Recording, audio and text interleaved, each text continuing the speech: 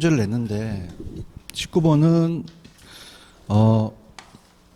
자 페이지 요약집 가시면은 109페이지에 1번에 공공주택이라는 게 있어요. 공공임대주택.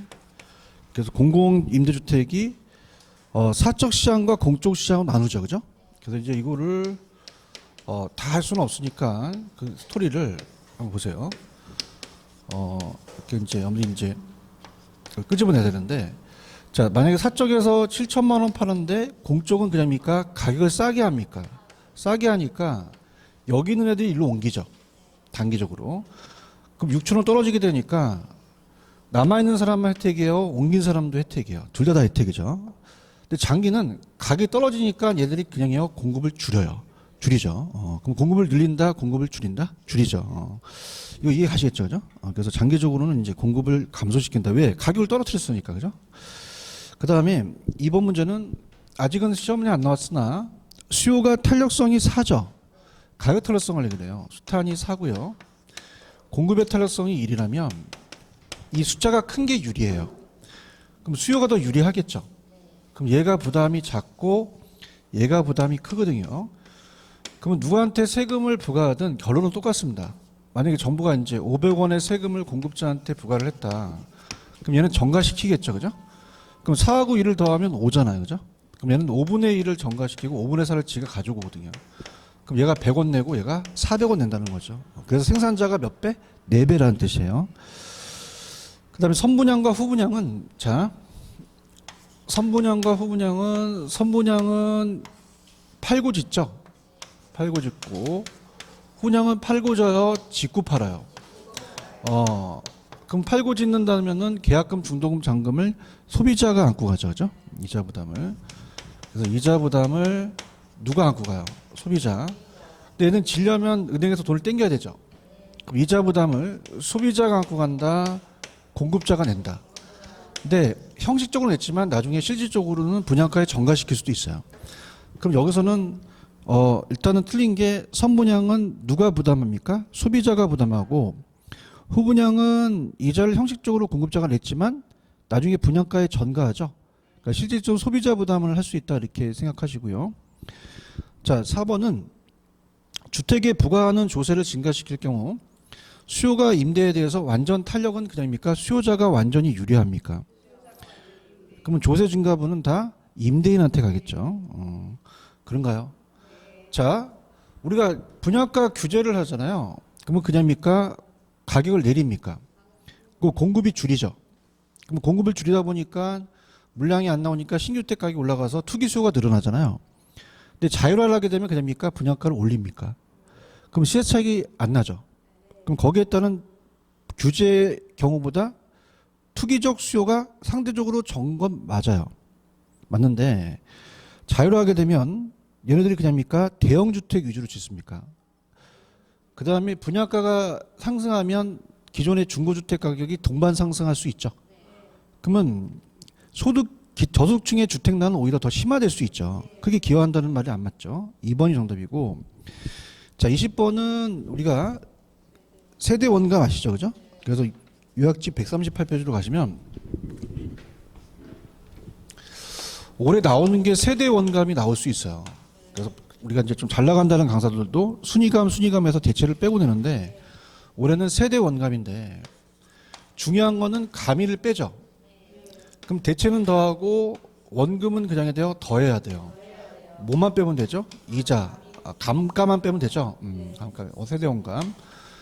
그러면 세전현금 수지가 얼마예요? 4천이죠. 4천만 원이고 대체 충당금이 350만 원이죠. 그 다음에 원금이 상한분이 400만 원, 감가가 250을 빼야 되죠, 그죠?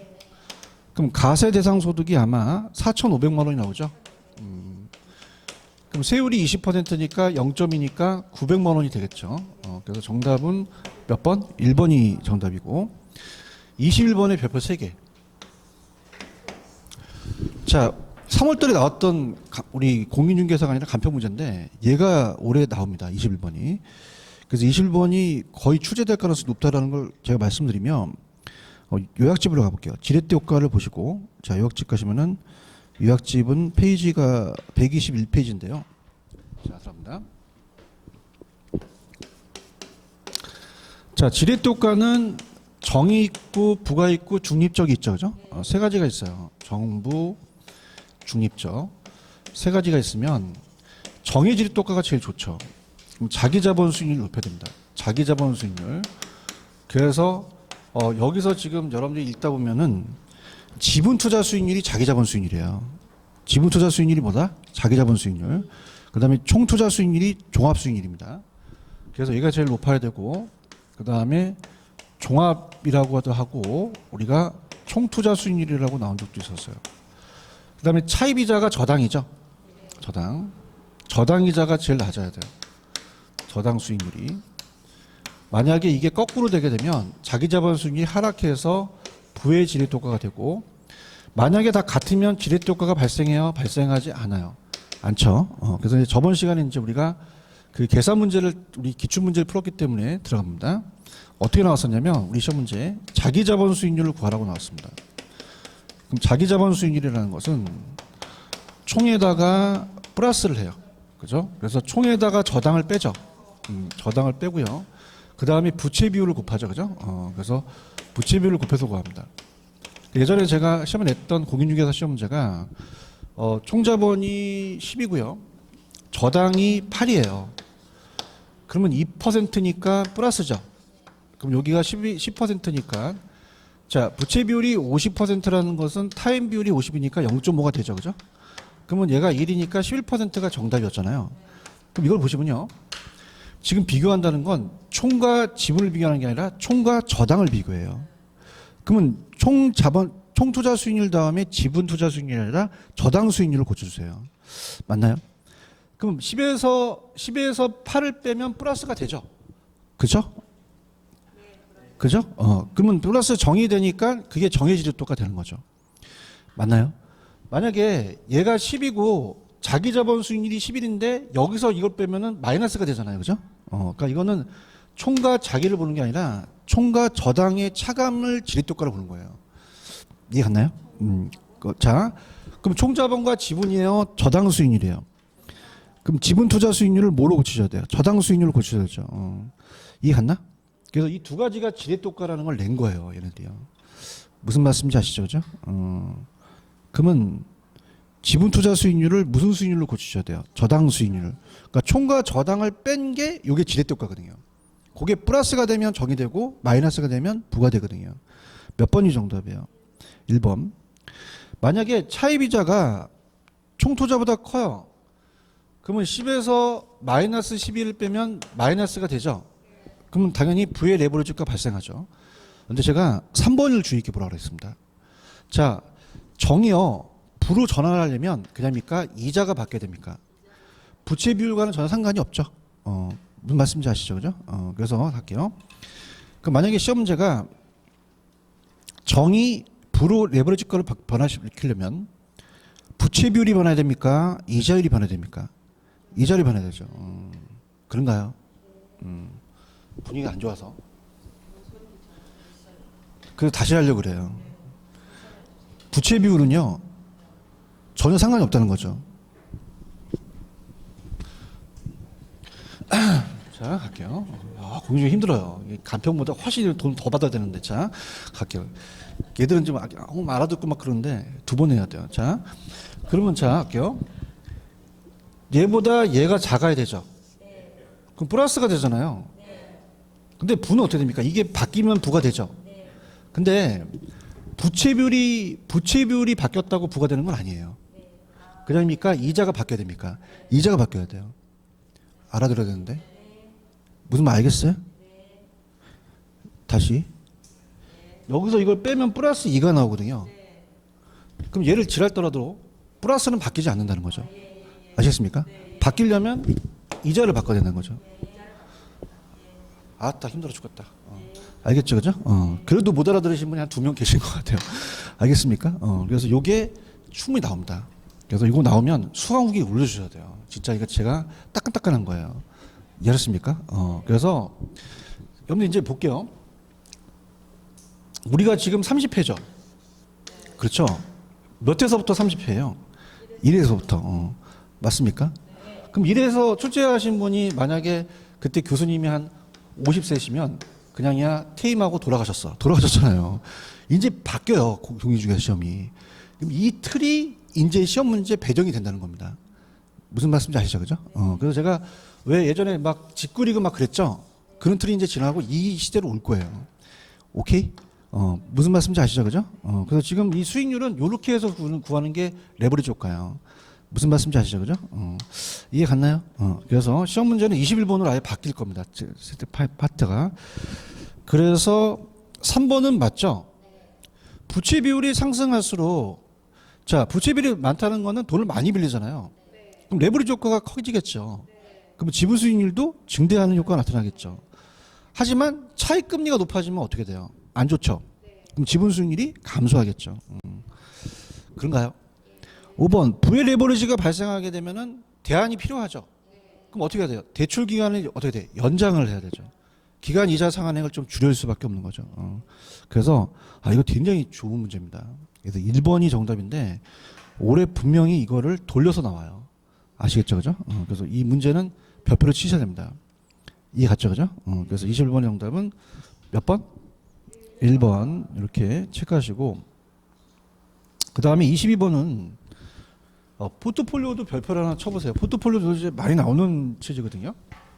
근데 이제 1번은 이제 우리가 이렇게 한번 갈게요. 뭐 제가 요로트 먹고 체했다라는 자체는 그냥 야매고, 자, 효율적 포트폴리오를 구성한 투자자의 요구 수익률과 비례관계 가는 거는 체계적이라고 돼 있죠. 이게 무슨 말이냐? 총위험은 체계적과 비체계적이 있어요. 그럼 체계적은 피할 수 있어요? 피할 수 없어요? 아이메트 같은 건 피할 수 없어요. 근데 비체계적은 됩니까? 분산투도 피할 수 있습니까? 0까지 제거할 수도 있죠. 그럼 체계적 위험은 그냥 돼요? 감수를 해야 돼요. 감수를 해야 되죠. 얘기해봐요. 그럼 내가 너 안 줄어들었어? 그래요. 그래 알았어. 그럼 내가 위험을 감수할 테니까 돈 더 줘. 그러는 거야. 이해해야 되는데. 그럼 여기서에 대한 요구 수준에서 연관된 거는 체계적과 연관된다는 거죠. 그래서 비례관계라는 얘기예요. 두 자산으로 포트폴리오를 구성할 경우 포트폴리오에 포함된 개별 자산의 수익률과 상관계수가 얼마일 경우 1인 경우 분산 투자 효과가 없죠. 찾았습니까? 그러니까 되게 재밌는 게 이번에 발생됐는데 참 내가 강의하고 싶은 게 이건데 내가 옛날에 맨날 얘기한 거야. 조류독감 알지? 그지? 조류독감. 닭이 다 죽는 거. 얘기했잖아 옛날에. ABC. 잘 봐서 봐봐 요새 시장이. 그러면 내가 닭 만드는 데 투자했어요. 주식회사 할인. 근데 그냥이야 돼지고기 만드는 데 투자해야 돼. 그럼 같아 반대야. 맞아? 돼지 열병 알아 요새? 좀 관심 좀 가져. 조국씨만 보지 말고. 그럼 돼지 열병이면 그냥이야 돼지가 다 사라져. 그럼 닭고기 올라가요. 그래서 마니커 막 올라가고 막 그런다는 거예요. 그러니까 지금 이걸 배우셔야 된다는 거예요. 무슨 말인지 알아들어야 되는데. 알아들었어요? 그러니까 자꾸 이제 공부만 하지 마시고 좀 뉴스 좀 보고 이게 돼지열병이다. 그럼 닭을 사야겠다. 그래서 상관이 어떻게 적어야 되죠. 그럼 이럴 때는 아예 상관이 없잖아요, 그죠? 상관이 없으니까 분산 효과가 없다는 거죠. 상관 자체가 우리가 아예 비슷하니까 알겠죠? 그래서 재밌어 진짜. 돼지열병 나오면 닭이 올라갈 거야. 아시겠죠, 그죠? 근데 강의가 나와 지금. 포트폴리오 수익률 구 자산에 대한 수익률 각 자산에 관해서 상대적으로 투자 비중. 이건 이거예요. 따라서 곱해서 더한다.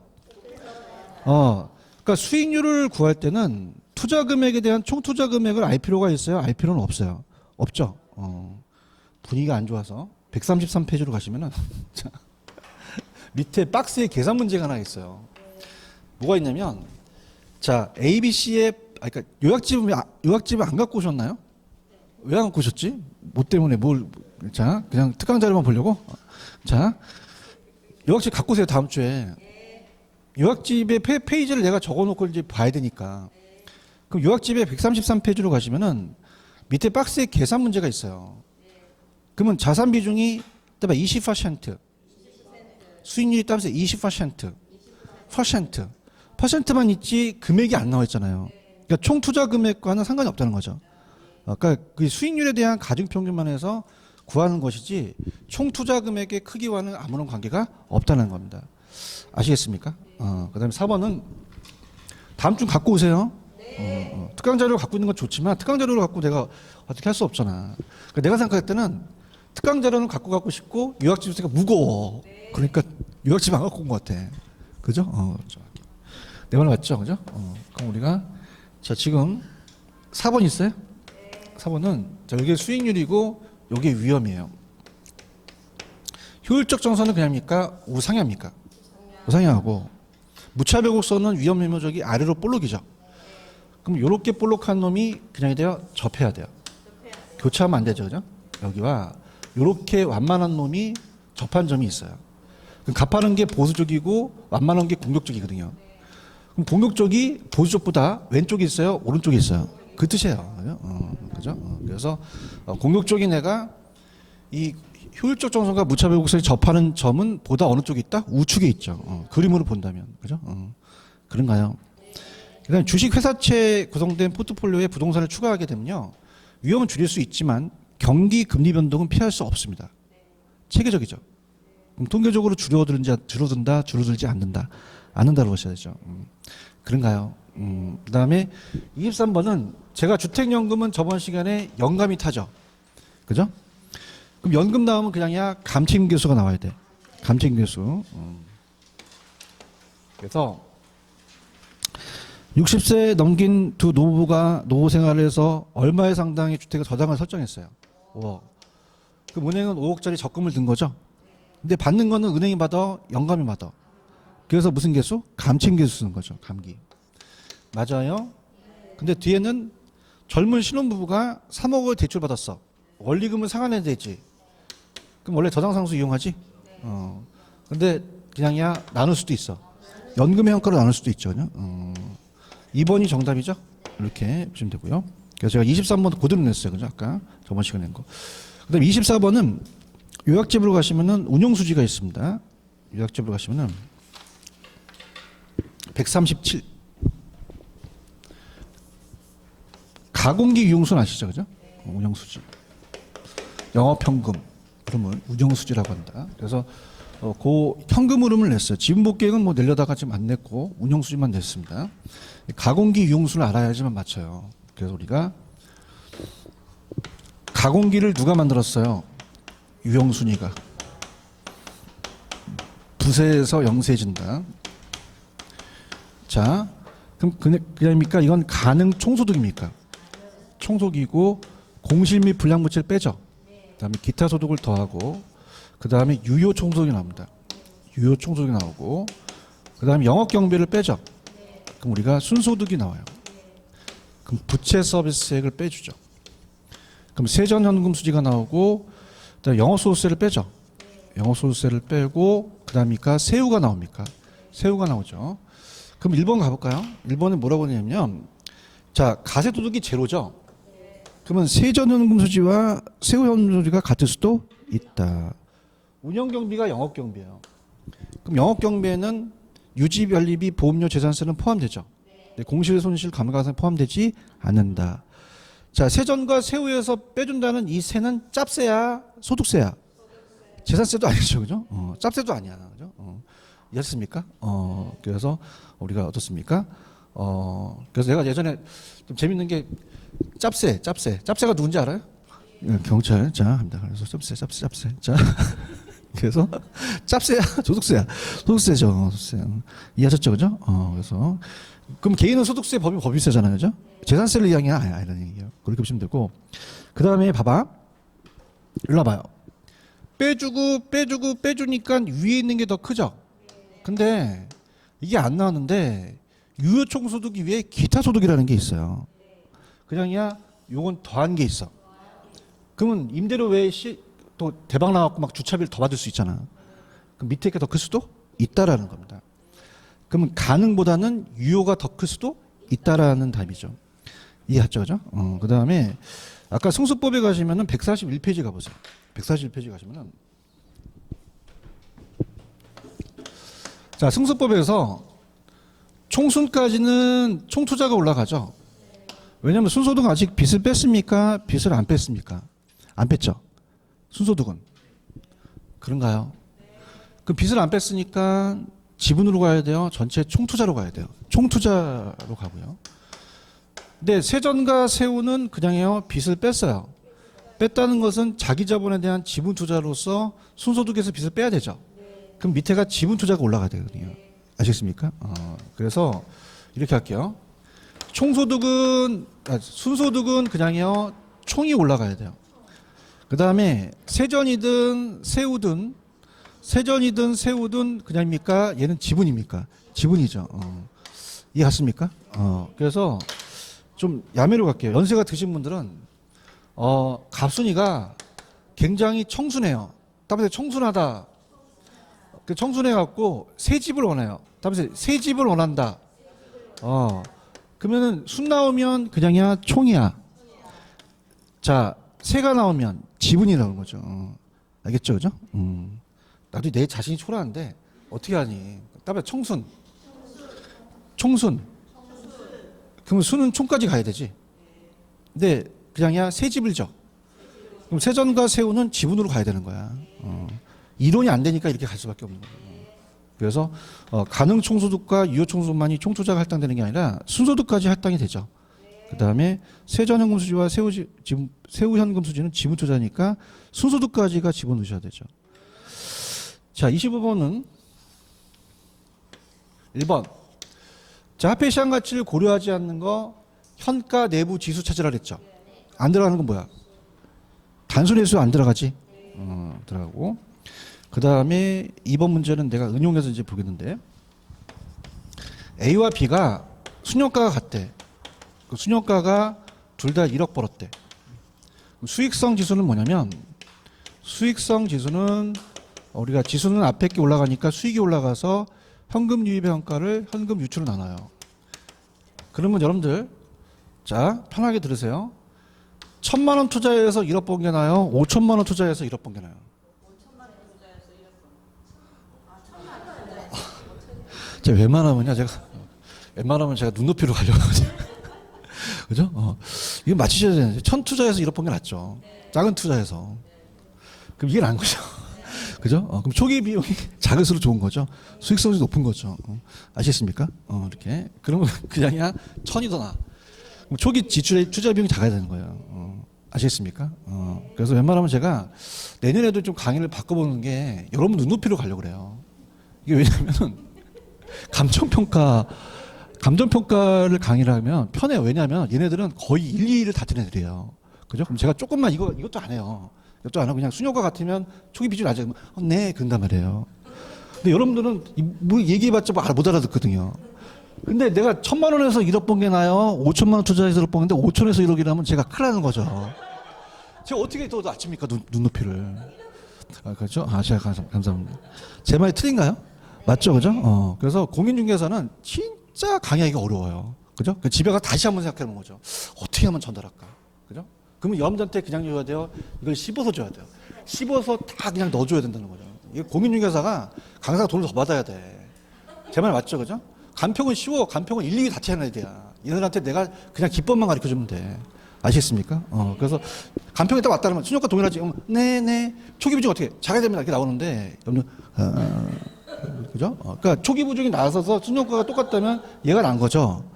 그러면 수익성 지수는 투자 비용이 작은 거 선택한다는 거예요. 순효과가 동일하지만. 그래서 정답은 2번이 정답이라는 거죠. 체크하셨습니까? 그러니까 난 이해가 가는 게 그거야. 그러니까 이제 이게 엄마가 있어. 엄마가 아들이 있어. 맨날 공부하라 그래. 그죠? 그래서 공부 좀 잘해서 간평을 갔어. 일일이 다투다가. 그죠? 근데 자기는 공부하러 놓고서 공인중개 딱 갔더니 그냥 안 돌아가는 거야. 그죠? 그러니까 어머님도 열심히 하셔야 돼요. 아시겠습니까? 이렇게 공인중개가 만만한 게 아닙니다. 오케이? 그래서 열심히 하시고. 예? 3번? 3번 할 거예요. 일단 2번을 얘기한 거죠, 2번은. 3번은 뭐냐면, 그러니까 3번은 지금 들어갈 거예요. 한번. 2번까지 했어요, 2번까지. 3번권 할 건데, 3번도 이제 차가 틀린 거죠. 이게 간평 듣는 애들과 이런 것들인데, 자, 순효과를 적용할 때, 제일 이렇게 볼게요, 제가. 지금 현금 유출에다가 1억이라고 적어 놓으세요. 1억을 적고, 현금 유입에다가 1억 1,000이라고 적어 놓으세요. 자, 그러면요, 보세요. 내가 1억 1,000은 그냥입니까? 1년 후입니까? 1년 후죠. 맞아요? 그럼 이걸 그냥에 대해 할인을 해야 돼요. 그럼 현가라는 게 들어가야 되죠. 무슨 말 알겠습니까? 그죠. 왜냐면 이게 1억 천이 아니라 1억 천을 할인을 해야 된다는 거예요. 맞습니까? 근데 여러분들 어떤 거 보이냐? 0만 보입니다. 0 보이고 유입액에서 유출액을 뺀 것만 보이는 거죠. 그럼 그냥 이제 현가가 들어가야 돼. 들어가야 되죠. 1억 1천을 현가화 시켜야 돼요. 아시겠습니까? 그렇죠. 자꾸 연습하시면 돼요. 그죠? 연습한 거에 그겁니다. 이해하셨죠, 그죠? 이렇게 하시면 됩니다. 그래서 현금 유입에 현가가 들어야 되고 현금 유출에도 현가가 들어가야 돼요. 오케이? 그 보시고 내부가 수익 요구 수익률보다 작아야 돼요, 커야 돼요. 커야 되죠. 맞아요. 크다면 그러고 그다음 이번에 회수 기간이 짧아야 되죠. 사전에 이제 목표했던 것보다 짧아야 돼요. 아시겠죠, 그죠? 그래서 이제 다시 한번 말씀드리면 옛날 나는 초짜 때 여러분 쳐다보지도 못했어요. 초짜니까 무서워서 막 저기서부터 여기까지 쓰고 안녕히 계셨는데 지금은 한 사람씩 다 봐. 왜냐하면 이게 이해됐냐 안 됐냐를 보는 거죠. 그럼 몇 번이 정답이다? 2번이 정답이죠. 아시겠어요? 26번도 별표 3개 치는데 따끈따끈한데 약간 약하게 나왔어요. 감정평가에. 그죠? 그래서 이것만은 좀 부족합니다. 그러나 출제원들이 10월 달에 요 안에 있는 내용을 약간 뺏길 수가 있어요. 그래서 26번은 반드시 봐야 되는데 갈게요. 자, 사업주가 특수 목적 회사를 만들죠. 그래서 특정 프로젝트를 수행할 필요한 자금을 금융기관을 대출받은 방식으로 프로젝트 금융을 활용하는 거예요. 프로젝트 회사를 위한 별도의 보증이나 담보 제공은 없다. 제가 항상 강의했을 때 왜 BTO 방식으로서 인천공항 고속도로를 얘기하잖아요. 소규모입니까? 대규모고 단기입니까? 장기 사업이잖아요. 그런가요? 자, 그러면은 아까 그냥입니까? 독립된 회사를 만들었습니까? 서로 영향을 안 주죠. 그럼 프로젝트 금융에 의한 채무는 사업주와 독립적으로 부채상한 의무가 사업자한테 전가되지 않는다. 그럼 사업주가 이미 대출 한도를 넘어섰거나 대출 예약 제약 요건이 있는 경우도 가능하다는 거죠. 맞나요?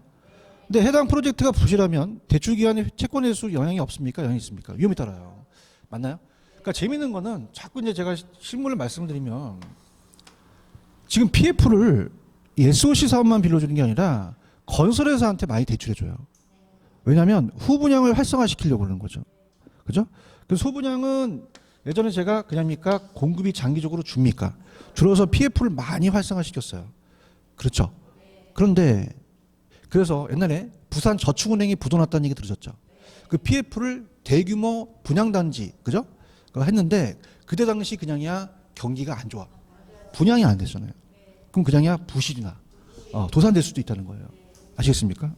그래서 어떤 채권 회수에는 그만큼 큰 위험이 따를 수밖에 없다는 거예요. 정답은 4번이 정답이죠. 그래서 보통 1금융권은 PF를 잘 안 맡으려고 그래요. 위험하니까. 그죠? 5번 가시면은 프로젝트 금융은 자, 프로젝트 회사는 그냥 있어요. 분리돼 있어요. 법률적 경제적으로 완전히 독립돼 있죠. 이 당사자는 이견이 있을 때는 사업 지원을 초래할 수도 있다는 4번이 정답이 되겠죠. 그죠? 좀 약했고 그러나 그래도 뺏길 거예요. 10월 달에 이 지문 안에서. 그죠? 뺏길 거고. 그다음에 이제 27번은 짬뽕을 해 놨는데 지금 거기 보시면은 건축대부에다가 박스 치시고 그다음에 저당대부에다 박스 치시면 저당대부는 주택 소비자한테 빌려주는 거예요. 건축대부는 개발업자한테 빌려줘요. 건설회사한테. 그럼 여러분들은 건설회사예요? 주택 수요자예요? 그럼 여러분들이 빌리는 거는 건축대부일까요? 저당대부일까요? 저당대부죠. 맞나요? 보금자리론이라고 들어보셨어요? 단기, 장기. 10년에서 30년까지 빌려주거든요. 그죠? 그래서 일시분할 상환과 장기분할 상환이에요. 그럼 장기겠죠. 근데 건축대부는 아직 안 지었어요. 그러면 그냥이야 등기를 못 쳐. 못 치죠. 이게 봐. 등기를 못 치잖아. 여러분들이 만약에 저당 잡으려면 그냥이야 등기부등본 갖고 오라 그래. 저당권 설정하잖아. 그지? 근데 얘네들은 지금 짓고 있는단 말이야. 그럼 등기를 쳤어 안 쳤어 아직? 불안하단 말이야. 그래서 건축의 진척도에 따라 빌려줘요. 그래서 단기로 가는 거죠. 장기 단기. 왜냐하면 2, 3년 지나면 빨리 갚아버리라는 거죠. 맞습니까? 아니 건축대부를 한 30년 동안 쳐? 짓다가 뒤지겠다 그지? 2, 3년이면 끝나잖아요. 그래서 건축대부는 단기, 저당대부는 장기라는 거죠. 바뀌었죠. 맞아요. 우리나라의 변동금리는 기준과 가산을 더하죠. 그럼 어떤 금리가 바뀌는 거예요? 기준이 바뀌는 거죠. 뭐 한국은행이 가상금리를 변동시켜 그런 얘기는 안 하잖아요. 그럼 무슨 금리가 변한다? 기준금리. 변동금리는 기준이 바뀐다는 거예요. 아시겠죠? 그 다음에 3번은 이따 해드리고, 자, 4번은 이제 자꾸 이제 질문이 들어오는데, 체증식이라는 거 아시죠? 그러니까 체증식과 같이 묶어보는 게 좋아요. 그죠? 항상. 원금과 원리금이 헷갈리거든요. 그러면 자, 가겠습니다. 초기하고 후기로 봤을 때, 자, 야매로 이게 원리금이고, 임의적으로 제가 이걸 잔금이라고 할게요. 여긴 뭐다? 잔금. 그러면은, 자, 여러분들, 젊은 신혼부부들은 어떤 방식이 제일 좋을까요? 체증식이 낫죠. 맞나요? 그럼 체증식은 그냥이야 초기에는 적게 내. 적게 나죠. 근데 그냥이야 나중에 돈박 써. 잔금이 많으니까 납부 금액은 높아요. 그렇죠. 근데 아직은 안 나왔지만 은퇴를 예정하는 중장년층들은 원금 균등이 나요. 왜? 처음에 많이 갚아버리는 게 낫거든요. 얘기 좀 해봐요. 왜냐하면 석에 많이 갚다는 거는 나중에는 조금밖에 안 났기 때문에 납부액은 작아요. 전체적으로 보면 유리하죠. 그럼 얘네들은 원금 균등을 선호하겠죠. 맞나요? 근데 보통 중간으로 봤을 때 장기적으로 조금씩 길게 갚는 게 낫잖아요. 그래서 보금자리론 같은 경우는 원리금 균등을 많이 씁니다. 무슨 균등을? 왜요? 원리금 균등은 무난하잖아요. 자, 원리금 균등은 그냥입니까? 이 중간에 있습니까? 중간에 있다 보니까 장기적으로 한 조금씩 갚겠다는 거죠. 그럼 초기에는 누가 제일 많고? 그 다음에 체증식이죠. 그러면 중도상환할 때 어떤 식이 제일 많이 남아? 체증식. 그 다음에 원금이죠. 맞습니까? 근데 체증식은 그냥이야 나중에 돈박 써. 나중에 전체적으로 봤을 때는 불리하다는 얘기예요. 총 납부액이 크다는 거죠. 그럼 총 납부에 대한 건 잔금에 대한 거거든요. 그럼 원리금하고 원금 중에서는 누가 그 총 납부액이 클까? 원리금이 더 크다는 거를 이해하셔야 됩니다. 아시겠습니까? 공부가 안 되신 분들은 이 두 개 갖고는 판단을 잘 못해요. 아시겠죠? 그죠? 그럼 어떤 게 더 총 납부액이 크겠어요? 원리금 상환이 더 납부액이 크겠죠. 이해하셨습니까? 그 다음에 이제 5번. 자, 5번은 고정금리죠? 그럼 고정금리라는 걸 생각하셔야 돼요. 바뀌어, 안 바뀌어? 안 바뀌죠. 그럼 고정금리로 설정해서 우리가 시장에 나와 있는 거는 명목금리라고 하거든요. 명목금리는 겉으로 드러난 금리예요. 이게 7%죠. 그럼 7%가 바뀝니까? 안 바뀝니까? 은행이 위험하잖아요. 그래서 고정금리가 변동보다 높아요. 왜요? 그러니까 인플레를 가산해야 됩니까? 가산해야 되죠. 실질금리 하다가 인플레를 가산해야 되죠. 그래서 예상 인플레를 가산합니다. 예상 인플레를. 자, 그러면 우리가 예상 인플레가 지금 몇 %예요? 3%죠. 그럼 은행이 먹는 게 실질적 4%가 되는 거죠. 자, 그럼 4%는 어떻게 나왔냐면 7에서 3을 깠죠. 근데 예상했어요? 예상하지 못했어요. 몇 퍼센트? 2%만큼 못했죠. 그러면 명목이 바뀌어요? 안 바뀌어요? 그럼 여기서 까야죠. 그럼 실질금리가 하락하겠죠. 그러면 실질금리는 9%다, 2%다, 2%로 바뀌는 거예요. 이해 갔나요? 분위기 안 좋아서. 자, 지금 무슨 금리니? 명목금리가 아니라 고정금리죠. 바뀌어 안 바뀌어? 정말? 그럼 처음에 많이 해서 7%를 했다는 거는 그냥이야 3%를 가산했어. 가산했죠. 지가 먹는 게 아니죠. 그러면 실제로 지가 먹는 거는 4%죠. 그런가요? 근데 예상해서 그냥이야 예상하지 못한 인플레가 발생했어. 정말? 그러면 명목을 올릴 수 있을까? 못 올릴까? 못 올리죠. 그죠? 명목이 9% 될 수가 없는 거죠. 그죠? 그럼 자기의 실질금리여서 까지는 거죠. 더 여기서 빼준다는 거예요. 그럼 실질금리가 2%가 된다는 거죠. 이해하셨습니까? 이렇게. 그래서 이렇게. 자, 그 다음에 3번은 아직까지 출제가 안 됐는데 LTV와 DTI라는 게 있죠. 자, 가볼게요.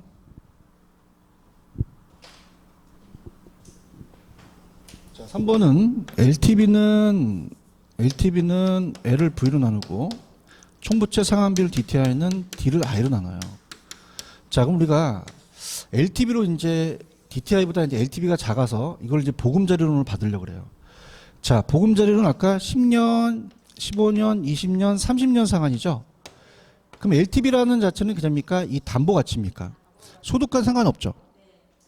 그럼 만약에 예를 들어서 1억짜리를 7천만 원 빌려준다면 그냥입니까? 기간과도 상관없습니까? 상관없어요. 10년을 하든 예를 하든 상관없어요. 그럼 LTV는 대출의 규모는 대출 기간에 장단의 관계가 있다 없다? 없다는 거죠. 그죠? 더 기간이 길든 짧든 7천만 원은 같은 거예요. 맞나? 근데 DTI는 자, DTI는 총부채 상환 비율이 얘가 I가 연소득이라면 얘가 40%가 이게 원리금이잖아요. 그럼 원리금이 4천만 원이죠. 그러면 무슨 상수를 갖고 오셔야 돼요? 저당상수죠. 근데 저당상수가 조건에 따라 틀려집니다. 그죠? 기간이 길면은 이게 작아진다는 얘기예요. 맞나요? 자, 우리가 원리금이라는 자체가 이 엿이라면 원리금이 엿이 이렇게 두꺼운데 기간을 길게 하면 그냥야 엿의 두께가 작아져요. 그럼 저당상수가 작아지거든요. 그럼 옛날보다 이 수치가 커지겠어요? 작아지겠어요? 작아지죠. 그런가요? 그럼 대출액이 높아질 수도 있다는 거죠. 이해 갔나요? 그럼 얘는 대출 기간이 길수록 저당세는 작아지니까 대출액도 더 크게 할 수도 있다는 거죠. 기간에 따라서 금액을 조정할 수 있다는 거죠. 아시겠습니까? 근데 LTV는 돼요, 안 돼요? LTV는 뭐죠? 오로지 그 담보 가치밖에 안 되니까요. 아시겠습니까? 이렇게 해서 정답은 3번인데 아직까지 출제가 안 됐어요. 그죠? 그래서 이렇게 해보시면 되고. 그 다음에 28번 문제는 별표를 하나 쳐놓긴 하시는데 자, 우리가 이제 이것도 간평에 나왔는데요. 원리금 균등과 원금 균등을 첫 번째, 두 번째 다 했죠. 근데 그게 가장 유력한데 만약에 이거는 똑같이 나오지는 않지만 이걸 가지고 응용을 할 수도 있다는 거죠. 그죠? 한번 가볼게요. A 금융기관은 원금 균등과 원리금 균등 대출을 제공하고 있다. 두 방식의 첫 번째 월 불이백의 차익을 구하라 그랬죠. 얘기 좀 해봐요. 풀어줄 테니까. 가만히 있고. 그럼 대출액이 얼마예요? 대출액이 6억이에요? 3억이죠. 50%잖아요.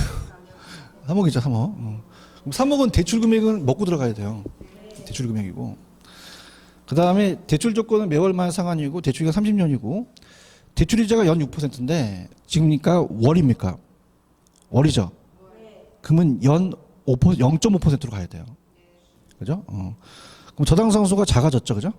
월로 가니까 그런가요? 그러면 원리금 균등 상환은 거치 기간이 있어요? 거치 기간이 없어요? 없죠. 대출도 바라보시고 그래야 되는데 없죠, 없죠. 그럼 일로 와보세요. 몇 년 거치 몇 년 상환이라는 얘기 들으셨나? 거치 기간 동안에 그냥 해야 이자만 내. 기간이 지나면 원리금을 상환해요. 그럼 여러분 생각하실 때 원리금 균등 상환 방식은 그냥이야 거치 기간이 없어. 그럼 첫 번서부터 원리금을 다 내라는 거예요. 맞나요? 그럼 원리금인데 주의하실 게 그냥이야 월이야. 그러면 월 저당상수를 곱해야겠죠. 그럼 3억이 대출액이죠. 월 저당상수가 있죠. 되게 길어요. 0.006443이거든요. 그런가요? 그걸 곱하게 되면 193만 2,900원이 나와요. 나온다고 하세요. 근데 원금 균등은 다르죠. 그러면 원금 균등 상환 방식은 그냥이요 거치 기간이 있어요. 거치 기간 안 지났죠. 그럼 뭐만 내라는 거죠? 이자만 계산하는 거죠. 그런가요? 그럼 3억에다가 주의하실 게 연입니까? 월 이자입니까? 그럼 월 이자는 0.5%라고 돼 있죠? 그렇죠? 그럼 이건 0.005를 곱해야 되거든요. 그럼 이거는 150만 원이 되거든요. 그럼 요 차익이 얼마냐는 얘기예요. 그죠? 그럼 차익이 43만 2,900원이 되는 거죠. 이해 갔나요? 이렇게. 그래서 제가 봤을 때는 똑같이 내지는 않아요. 그러나 응용을 할 거라는 얘기죠. 무슨 말씀인지 아시죠? 그래서 오늘 이렇게 합니다. 오늘 여러분들 지금 제가 항상 40문제에 한 문제당 몇 문제씩 배정한다 그랬어요. 8문제씩이죠. 얘기해봐. 그래서 막 이걸 20개 적어두면은 이거 포기해야 돼. 8개가 되니까. 맞죠, 그죠? 그럼 이거는 28번은 지금 처음 물어보기 때문에 풀어야 돼요. 일단 제껴놔야 돼요. 왜냐하면 이게 시간이 걸리거든요. 우리가 봤던 원리금 균등이나 원금 상환에 대한 그 계산 방식은 트립이 다 펴졌잖아요. 근데 이거는 시간이 읽는데 시간이 많이 걸려요. 그래서 이건 제끼시고 나중에 풀라는 거죠. 이해갔나? 근데 이거는 내가 왜 놨냐면 감정평가 시험이 아니면 안 내요. 왜냐면 내 주관적인 건 안 나와요. 근데 이 기출은 나와요. 근데 똑같이 나올까요? 응용을 할까? 그렇죠. 거치기간이 있냐 없냐는 응용한다는 얘기예요. 아시겠죠, 그죠? 그래서 그렇게 해서 43만 2,900원이라는 거 아시겠습니까? 이렇게 가시합니다. 다시 한번 가볼게요. 원리금 균등 상환 방식은 거치기간이 없으니까 첫 때부터 뭘 낸다? 원리금을 계산하려 합니다. 그러면 3억에다가 저당 상수를 곱하니까 나왔죠? 근데 얘는 그냥요, 거치기간이 있어요. 안 지났잖아요. 그럼 처음에 뭐만 내라는 거죠? 이자. 그럼 3억에다가 주의하실 게 월 이자를 따지는 거죠. 그럼 그 차이가 43만 2,900원이라는 거죠. 맞나요? 그럼 이렇게 생각해 보세요. 내가 차입자예요. 그러면 이걸 그냥요, 내가 계산해요? 은행이 계산해줘요? 내가 계산한 게 아니에요. 은행이 그거 안 해주면 가서 못 들어있어, 그죠? 그럼 은행이 이럴 거 아니에요. 원리금은 처음에는 이거 내야 되고요. 처음에는 이거 내야 돼요. 이렇게 하는 거야. 그죠? 그럼 그 상황에 따라서 나의 상황에 따라서 생각을 해보는 거죠. 근데 내가 처음에 내야 될 게 내가 한 160만 원밖에 없어. 그럼 이걸로 가는 거죠. 아시겠습니까? 그 말이에요. 오케이. 아셨어요? 이렇게 보시면 되고. 자, 그리고 조금만 쉬었다가 갈까요? 하셨어요.